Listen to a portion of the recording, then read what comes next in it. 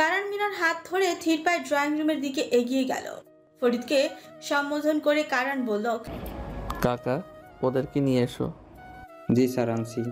কিছুক্ষণ পর ফরিদ কয়েকজন মহিলাকে নিয়ে হাজির হলো। কারণ মীরার দিকে তাকিয়ে গম্ভীর হাসি দিয়ে বলল, আজ থেকে ওরা সব কাজ করবে, আর আপনি শুধু হুকুম করবেন বেগম সাহেবা। কিন্তু কারণ কথাটা কেটে বলল। ওয়েট, আগে শোনো, তারপর তুমি বলবে। কারণ আঙুল দিয়ে পরিচয় করিয়ে দিতে শুরু করলো। ও হচ্ছে রিধিতা, তোমার পার্সোনাল অ্যাসিস্ট্যান্ট।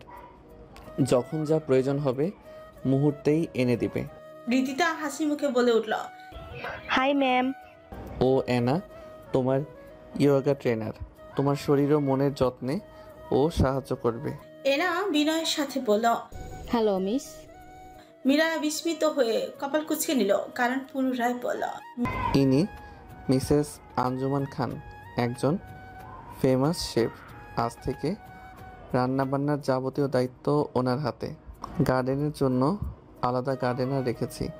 আর ইনি নীলা, তোমার ফ্যাশন আর্টিস্ট। মীরা বিরক্ত নিয়ে মুখ ঘুরিয়ে বলল, থামুন কারণ, আমার কাউকে প্রয়োজন নেই।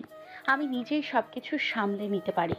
কারণ শান্ত স্বরে বলল, আর শোনো মীরা, আমি চাই না তোমার উপর কোনো ধরনের চাপ আসুক।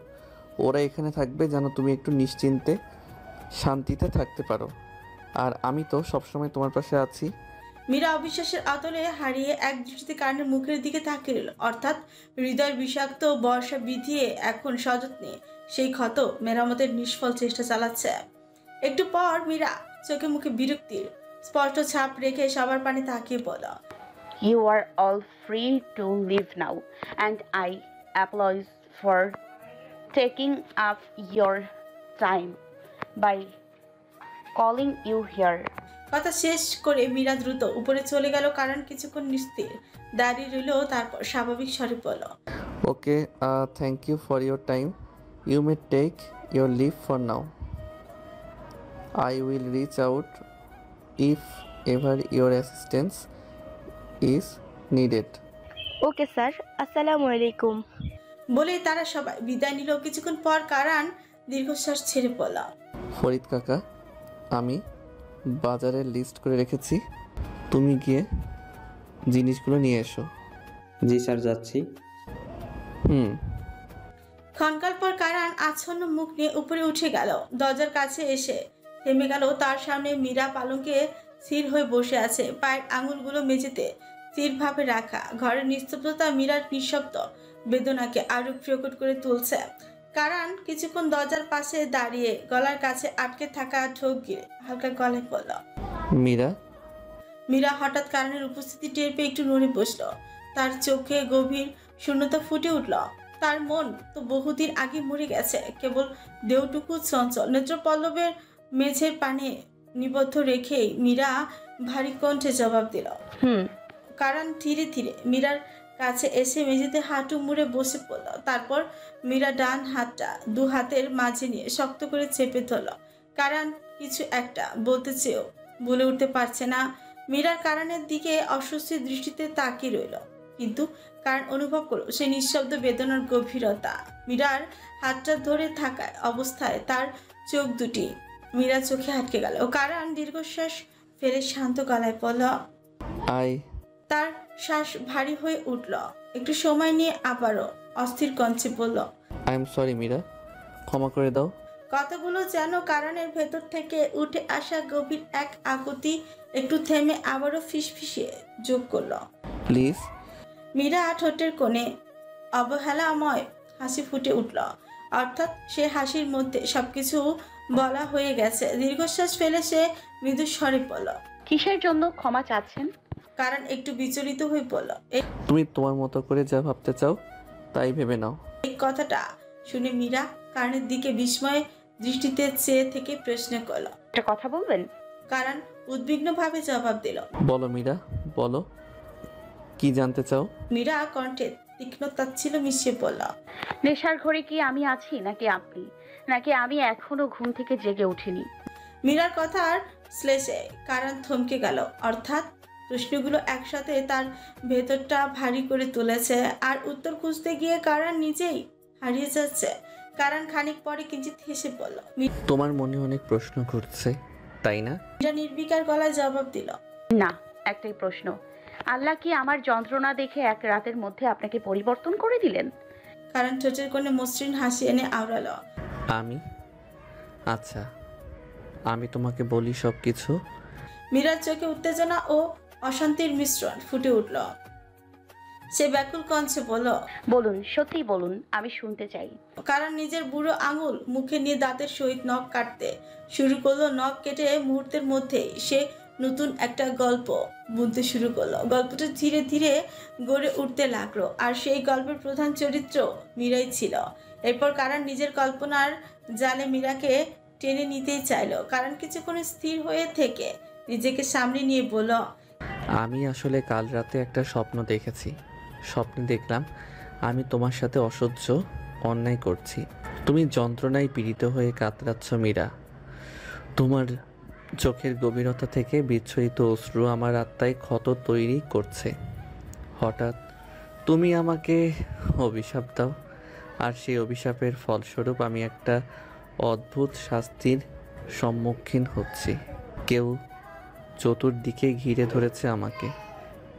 তাদের দৃষ্টি আমার প্রতি ঘৃণায় ভরা। তারা নৃশংসভাবে আমার শরীরকে ক্ষত করছে।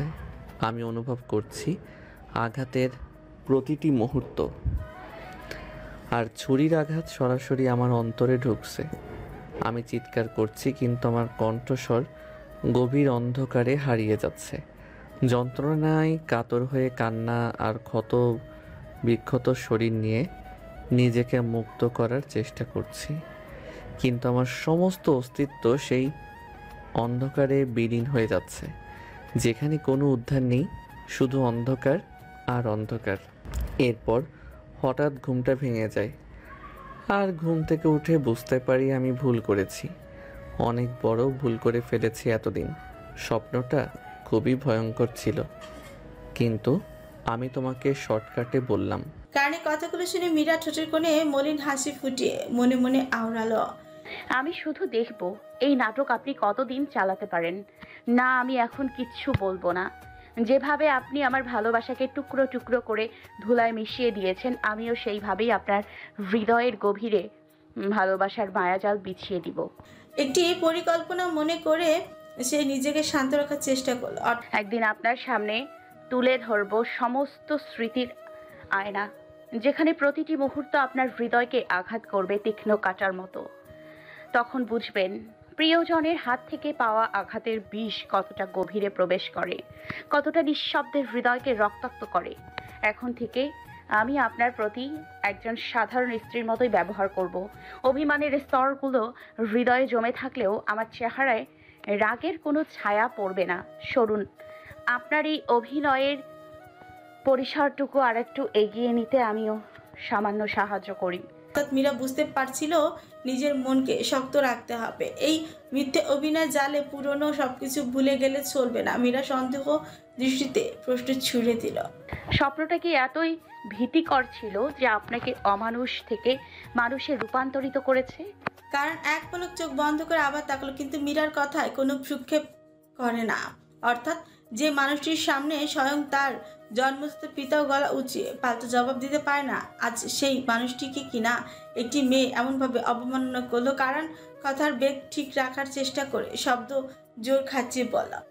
অনেক ভয়ঙ্কর ছিল জানো, আর একটু হলে তো আমি মারাই যেতাম।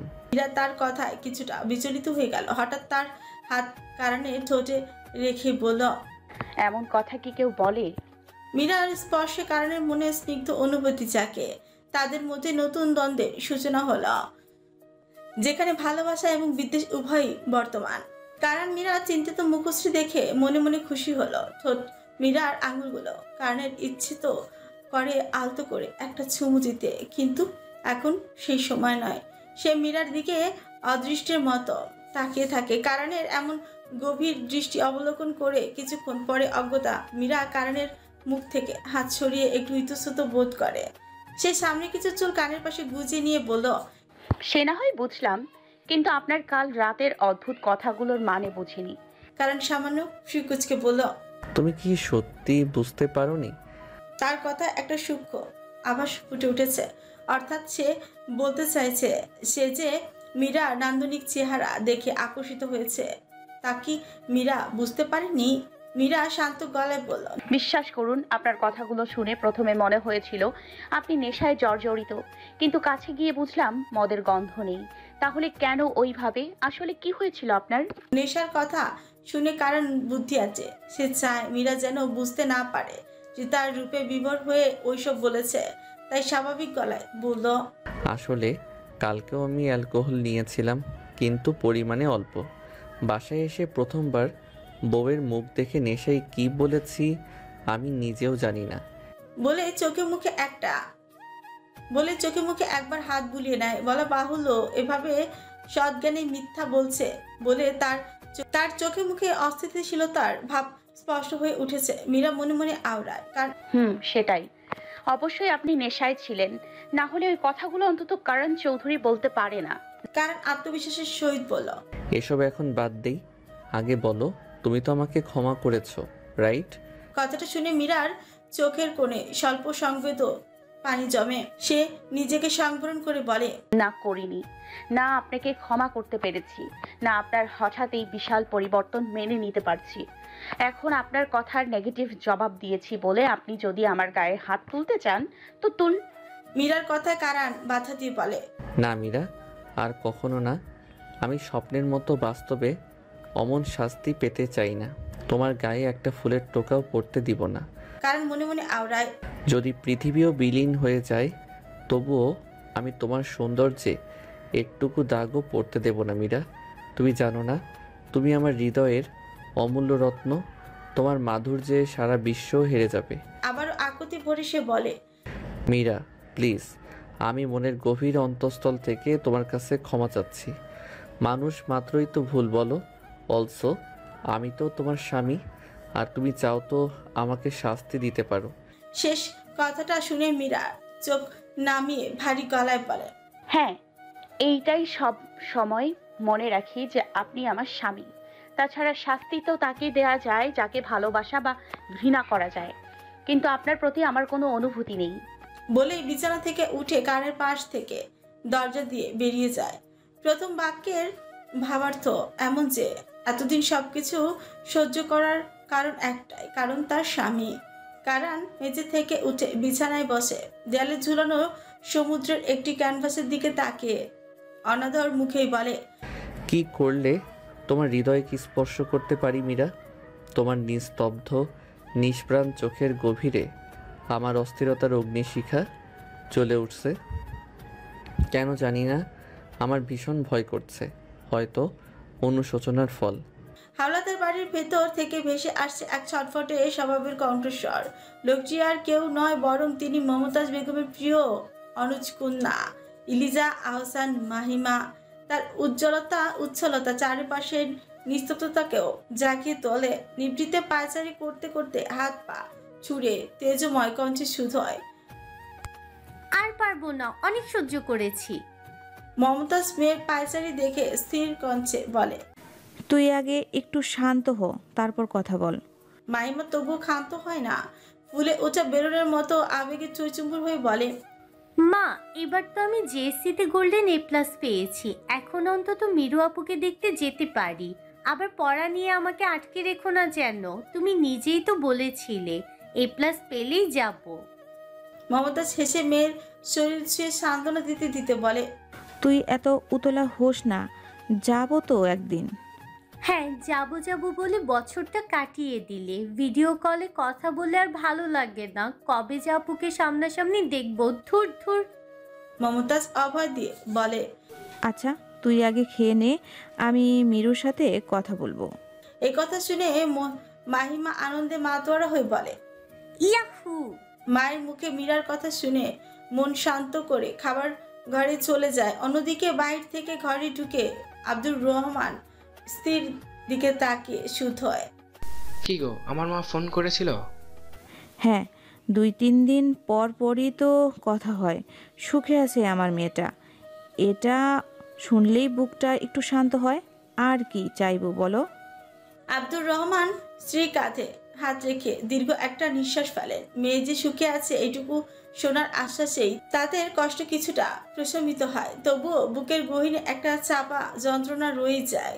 কতদিন হলো মেয়ের সাথে অবলোকন হয়নি, এই বেদনা জেগে থাকে কলিজায় দগদগে দাগ হয়ে। অথচ মেয়ে সুখে আছে এতটুকু তাদের ভাঙাচোরা মনটাকে সান্ত্বনার জলে ভিজিয়ে রাখে। বিছানায় অনেকক্ষণ একা বসে কারণ মনের গভীরে ডুবে আছে। হঠাৎ খেয়াল হলো মীরা কোথায়। মনে প্রশ্ন জাগতে নিচে নেমে এলো। চঞ্চল চোখে এদিক সেদিক তাকে খুঁজতে লাগলো। বাড়ির প্রতিটি কোণে তন্ন তন্ন করে খুঁজছে। উদ্বিগ্ন কণ্ঠে কারণ বলে উঠছে, এই রে, কোথায় গেল আমার বউটা? অবশেষে বাড়ির পেছনের দিকে গেল। দেখলো মীরা বাগানে ফুল গাছে নিবিড় যত্নে পানি দিচ্ছে। মুহূর্তেই তার ক্লান্ত হৃদয়ে মন কাড়া বনলতাকে খুঁজে পেয়ে প্রশান্তিতে ভরে উঠল। সে কিঞ্চিত হাসি নিয়ে মীরার দিকে এগিয়ে গিয়ে থুতনিতে হাত রেখে অপলক চেয়ে থাকে। মনে মনে এক অপ্রার্থিব সৌন্দর্য অনুভব করে বলে উঠে, তুমি একটি জীবন্ত ফুল মীরা, তোমার ছোঁয়ায় হৃদয় শীতল পরশে ভরে ওঠে। মীরা গাছগুলোতে পানি দিতে গিয়ে হঠাৎ কারণকে দেখতে পেয়ে কৌতূহলী গলায় বলে, সিইউ সাহেব, হঠাৎ বাগানে কি করছেন? কারণ চোখে এক চপল হাসির ঝিলিক এনে বলল, দেখতে এসেছি ফুল কিভাবে আরেক ফুলকে পানির জোয়ারে ভাসাচ্ছে। মীরা ঠোঁটের কোণে মৃদু হাসি এনে তার দিকে গভীর দৃষ্টিতে তাকে সূক্ষ্ম কণ্ঠে বলে, কেউ যদি বলতো পাথরের বুকে পদ্ম ফুল ফুটেছে, আমি বিন্দু মাত্র সন্দেহ করতাম না। বিজ্ঞানের জগতে কত কিছুই তো আজকাল সম্ভব। তবে এই রূপান্তরিত করণ চৌধুরীকে দেখে বিশ্বাসের গম্ভীরতম ভিত্তি অবধি প্রশ্নবিদ্ধ হয়ে উঠছে। কারণ কিছু বলার জন্য মুখ খোলার চেষ্টা করলো, কিন্তু তার আগেই মীরা বলে উঠল, আজ গাছগুলো বড্ড অভিমান করেছে।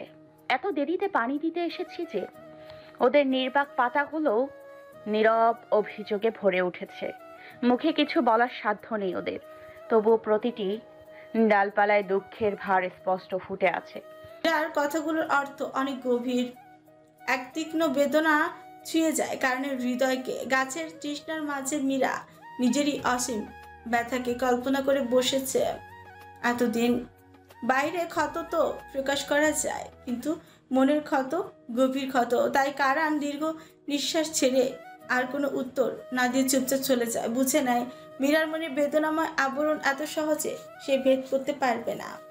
মুলতানি খাবারে বানানোর তোড়জোড়।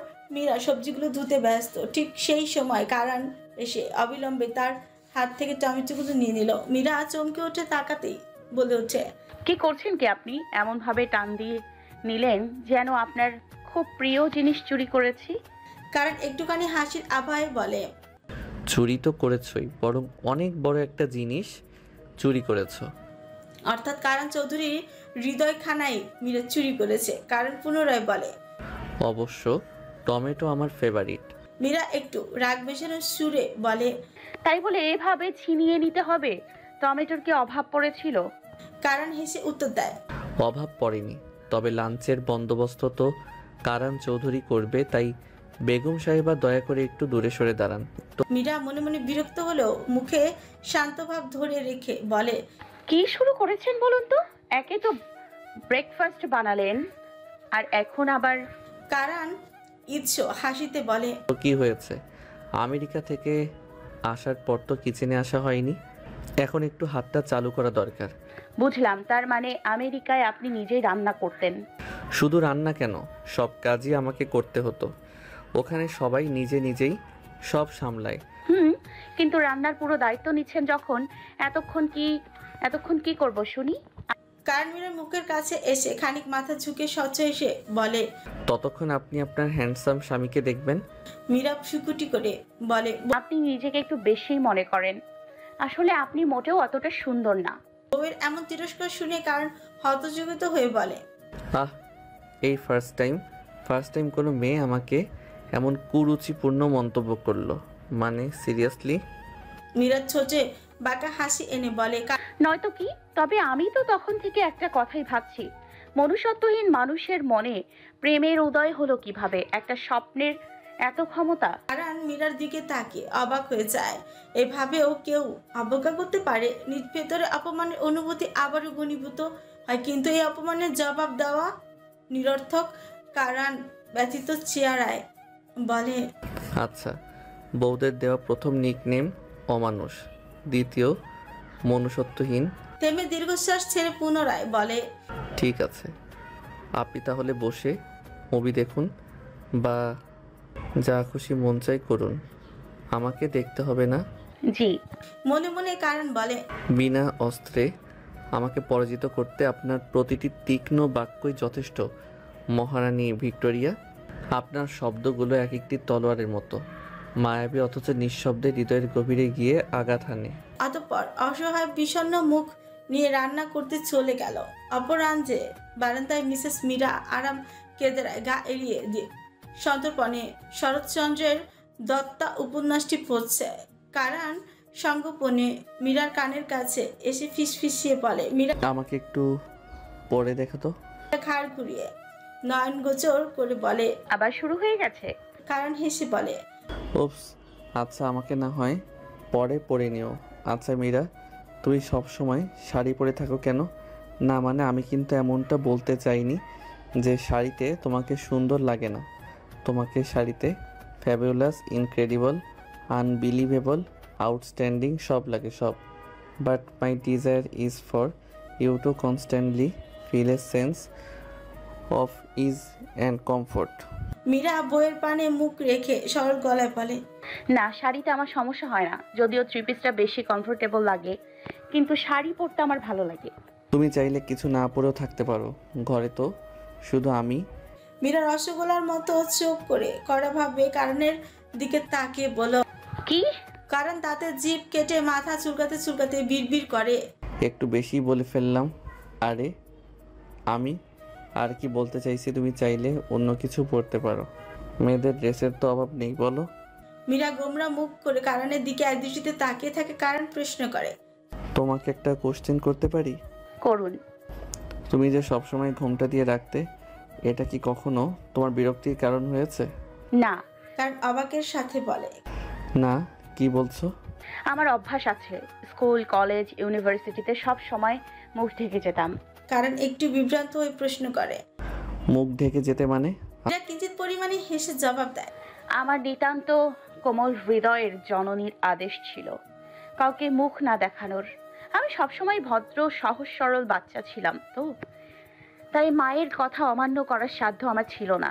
আবার আমিও কিছুটা ইন্ট্রোভার্ট টাইপের, তাই মানুষের সাথে খুব বেশি মেলামেশাটাও পছন্দ ছিল না। আচ্ছা আচ্ছা, তার মানে তোমার মুখ কেউ দেখেনি? দেখেছেন তো আপনি আর আপনার পরিবার, এর বাইরে আর কারোর দেখার সুযোগ হয়ে ওঠেনি। কারণ এক ঝলক হেসে শয়তানি একটা ভাব নিয়ে মনে মনে বলে, তুমি শুধু আমার মীরা, শুধুই আমার। পৃথিবীর আর কোনো দৃষ্টির অধিকার নেই তোমার অবিনাশী রূপের মাঝে হারিয়ে যাওয়ার।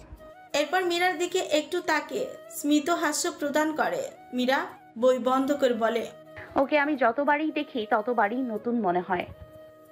সুদীর্ঘ একটা শ্বাস নিয়ে বলে, হৃদয়ের দাগ এত সহজে মুছে যাবে না কারণ আপনি যতই চেষ্টা করুন তা কেবল ব্যর্থ হবে। রাতে মীরা ড্রেসিং টেবিলের সামনে বসে চুল আঁচড়াতে থাকে। তার অস্তিত্বে ছাদের নরম আলো ঢেকে রাখা প্রতিটি অংশ অপরূপ দৃপ্তি ছড়িয়ে দেয়। কারণ দরজার কাছে দাঁড়িয়ে মীরাকে দেখতে থাকে। তার চোখ নীরার প্রতিটি নড়াচড়ার, প্রতিটি সূক্ষ্ম অঙ্গভঙ্গিতে আঁকড়ে রয়েছে। কিছুক্ষণ চুপচাপ তাকিয়ে থেকে পরে মীরার সন্নিকটে গিয়ে চিরুনিটা তার হাতে থেকে কেড়ে নিয়ে মীরার চুল আঁচড়াতে শুরু করে। মীরা কিছুটা অবাক হয়ে পিছনে ফিরতে চাইলে কারণ শীতল সংকোচিত কণ্ঠে বলে, পিছনে ফিরো না, আমি আশ্রয় দিচ্ছি। মীরা আর পেছনে ফিরে না, বরং তার বদর কারণের স্পর্শে নিজেকে সমর্পণ করে। প্রতিটি আলতো আচর, অদৃশ্য সুর গুঞ্জরিত হতে থাকে তার মনের গভীরে। আকস্মাৎ চিরুনির মধ্যে দুটো চুল দেখে কারণ কিছুটা হতভম্ব হয়ে চিরুনিটা চেপে ধরে। পরে কারণ বিস্তর রেগে কপাল কুঁচকে মীরার চুলের দিকে তীক্ষ্ণ দৃষ্টিতে তাকিয়ে বলল, তুমি চুলে কি শ্যাম্পু ইউজ করো? মীরা অবাক হয়ে জিজ্ঞেস করে। কেন, কি হয়েছে? কারণ অস্থির হয়ে চোখ খোপ নিয়ে বলে, মীরা দুইটা চুল ছিঁড়ে গেছে।